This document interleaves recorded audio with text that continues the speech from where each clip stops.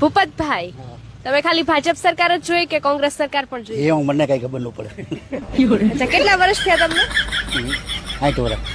અચ્છા, 60 વર્ષ થયા છે. નરેન્દ્ર મોદીને ઓળખો છો? એને ઓળખે, ફોટા આવતા હોય. રાહુલભાઈ ગાંધીને? એને આપણે ન ઓળખી.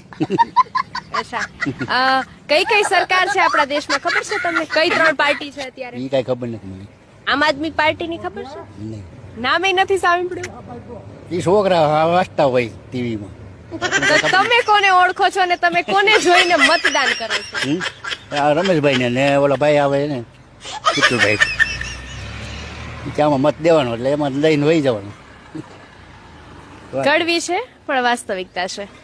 તો કદાચ તમે કોંગ્રેસનું શાસન જોયું હશે. એમાં આપણે ખબર ન હોય. રમેશભાઈ કે આમાં મત નાખવાનો એટલે એમાં મત નાખી દે. અચ્છા, તમને શું લાગે છે કોણ આવશે સરકાર? એ કઈ ખબર નહીં. રમેશભાઈ કે આમાં મત નાખવો એમાં નાખી દે. પછી આપણે ખેતી કરવાની, વાડીએ વહી જવાનું.